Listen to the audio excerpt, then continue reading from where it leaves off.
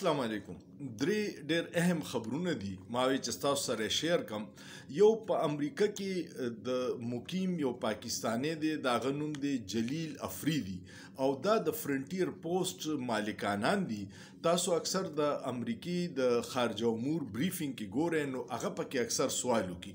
هغه په خپل ټویټر اکاونټ یو ویډیو شیر کړی دا او هغه اوس په ټول پاکستان کې وایرل ده.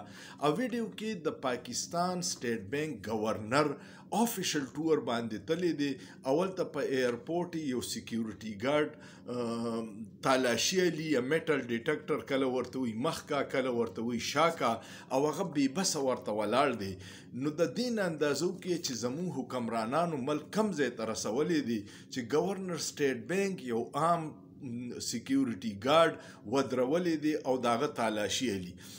د دې نه مخکې یو څو ورځې یو څو میاشتې مخکې داسې چل شوي چې د جرمني یو وفد راغلی و، په هغې کې یو ښځه منسټره وه او هغه ویډیو هم ډېره وایرل شوې وه چې کله وزیر اعظم هاوس پاکستان کې راله نو سکیورټي والا ورته وی چې ته دا پرس موږ ته وښیه.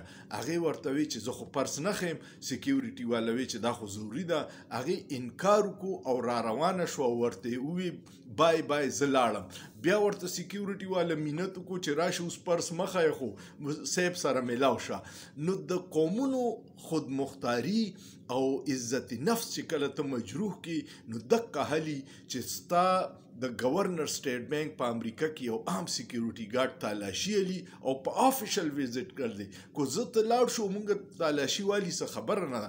هغه حکومت پاکستان ریپرزینټ کوي او بل طرف ته د جرمني وزیر د سره انکار کوي چې زه تاسو ته خپله تالاشي نه ورکوم. نو دا یو ډېر لوی فرق دی او دا ملک د حکمرانانو او با اختیارو خلکو داسې تبعیې ته ورسو چې د پاکستان نوم په دنیا کې په هر لیول ډېر بدقسمتي سره زه وایم چې بدنامې کو. الله دې پاکستان له خپل عزت بحال کی. کم چې د عزت بحالولو خلکو هغه ټولې د سیستم نه بهر کړی دي.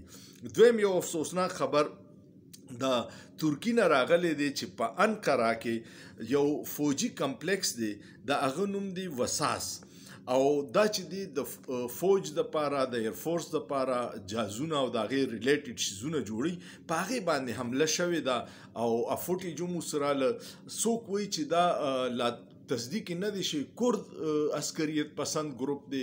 کورد د خپل ازادۍ دپاره په ترکی کې په عراق کې دا مختلف علاقې دي خو هغوی د خپل ازادۍ دپاره کردستان دپاره کوششونه کوي.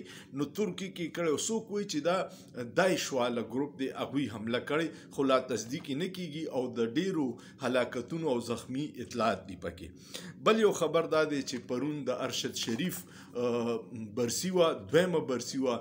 ارشد شریف هغه زبردست او عظیم صحافي و چې کم 2 نمبر خلکو مخې ته سرنډر نه کو او هغه لندن پلین کې ټول شخصیات بے نقابه کړي او دا سوال دا ډېر مشهور شوی چې و کون تا او هغه ټولو ته پته وه چې د رژیم چینج کې کوم ملک تباهي شوې ده جنرال باجوا و.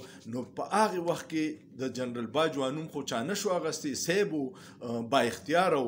بیا وروسته ټولو ته پته وه خو دا بے نقاب کړی چې اون ارشد شریف و او د هغې هغه ته ډېر لوی قیمت میلاو شو ځکه چې ملک کې په 17 اف آی آر د غدارۍ درج کړی وي. بیا هغه د ملک نه لاړو دوبۍ ته، بیا د دوبۍ په حکامو باندې پریشر شو او هغه د هغې ځای نه ووتو کینیا ته لاړو. ډېر خلک وایي چې دا یې ورته جال بچاو کړی او په کینیا کې پر اصرار ته ور ډېر په بې دردۍ سره شهید شو.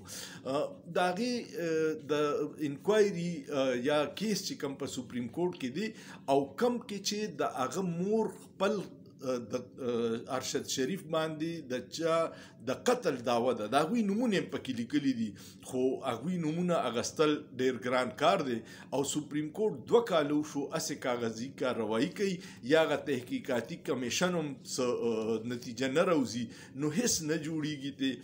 بل طرف ته په کینیا کې هغه یو ښځې ججه دا فیصله ورکړه چې دې کې پولیس انوالو دي او دوی دا په سازش سره مړ کړی دی.